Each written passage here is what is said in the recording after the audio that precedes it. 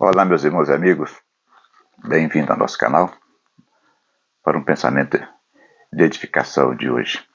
Se você ainda não é inscrito no canal, no YouTube, vai lá no YouTube, deixa aí o seu like, compartilhe o vídeo, faça a sua inscrição e ajude a crescer o canal, que está sendo de bênção para a vida de todos nós.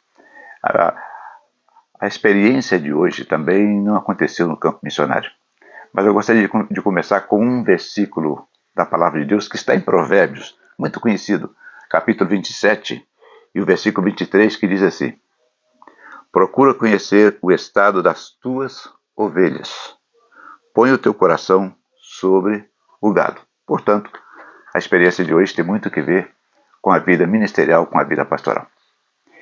Alguns irmãos conheceram o pastor Francisco Assis, e eu tive o privilégio de conhecê-lo na minha infância, de ser por ele batizado nas águas.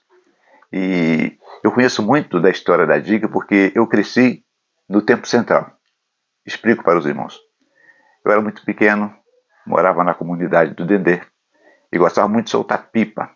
E já naquele tempo começou a aparecer algumas coisinhas ali, alguns amiguinhos ali, que minha mãe, uma custódia, mulher de oração, vivia sempre no ciclo de oração e dizia: cuidado com esses teus amiguinhos.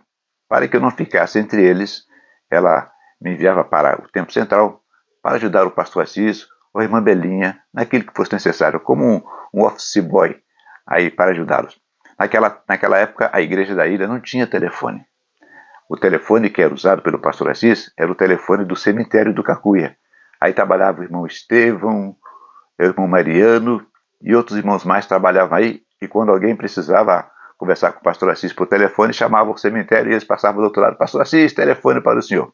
Então vamos aqui à nossa experiência de hoje, que tem muito que ver com o obreiro. Põe o teu coração sobre o rebanho.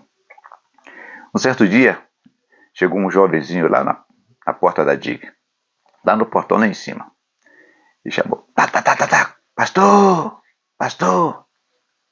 O pastor Assis olhou lá de cima, colocou aquela famosa boina que ele usava e veio caminhando. Pois não, era de manhã. Ô pastor, eu sou o filho do pastor fulano, lá da igreja de São Paulo. Eu vim aqui no Rio resolver uns problemas, e acontece que aí na rodoviária, eu vim de ônibus, na rodoviária me assaltaram, roubaram minhas malas, roubaram meu documento, eu não tenho para onde ir, me deixaram sem nada. Se o senhor puder me hospedar aí, eu comunico com meu pai em São Paulo, para que ele envie o dinheiro da passagem, para que eu possa voltar. O pastor Assis olhou para ele: muito bem, pois não. Sempre gentil, mas muito cuidadoso, ele era um homem que observava bem as coisas, permitiu que entrasse aquele senhor à casa pastoral. O atendeu bem, ele ficou aí o tempo, tomou café da manhã, almoçou com ele, sempre falando de igreja, aquilo tudo, o pastor fazendo perguntas, e ele respondendo. Parecia realmente ser filho de um pastor de São Paulo. À tarde aquele jovem saiu. E: pastor, eu tenho que sair, vou ver se consigo rever meus documentos, vou na polícia. Inventou a desculpa e tomou o número do telefone, que era o telefone do Cacuia, do cemitério, para entrar em contato com o pastor Francisco Assis, para voltar à igreja. Desapareceu o moço. Lá pelas tantas, creio eu que era 4 ou 4:30 da tarde, não me lembro bem, o telefone toca lá no cemitério. Interessante, o telefone no cemitério. E de lá veio alguém, chegou no portão e: pastor Assis, telefone para o senhor. O pastor Assis: pois não. E desceu calmamente, atravessou a rua ali e foi atender o telefone. Quem era? Era um irmão lá de São Paulo, o pai do jovem. Pastor Assis, pai do senhor, meu amado pastor. Pai do senhor, meu irmão. Pois é, o meu sobrinho telefonou para mim. Eu sou pastor fulano aqui de São Paulo, e o meu sobrinho avisou para mim que está hospedado na igreja e ele tem que voltar, ele foi roubado aí. Ô pastor querido, no momento aqui agora, porque ele me tomou de surpresa, eu não tenho aqui a quantia necessária para que ele possa voltar para São Paulo, e ele precisa também fazer uns papéis aí. O senhor se importaria, pastor, de ceder esse dinheiro a ele e eu envio para o senhor? Aqui, pode ser amanhã mesmo, envio para o senhor, porque agora eu não tenho. O pastor Assis esperou. É o pastor fulano? Sim. Tá bem. Pois não. desligou o telefone, voltou para a igreja e esperou.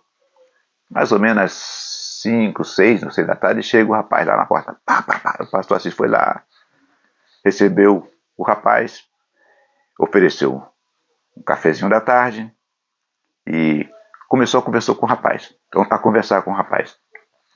Durante a conversa, o pastor Assis disse assim: olha, eu conheci a sua voz. Hã? É, foi o senhor que me chamou. O senhor disfarçou a voz, mas eu conheci a sua voz. E eu já estou chamando a polícia para que venha ver quem é o senhor realmente. Por favor, pastor, não faça isso não, pastor. Não na verdade, eu nem crente sou, mas é que eu estou numa situação. Pô, pastor, não faça isso não, pastor, por favor. E o pastor despachou, a camarada foi embora. Olha só a inteligência do pastor.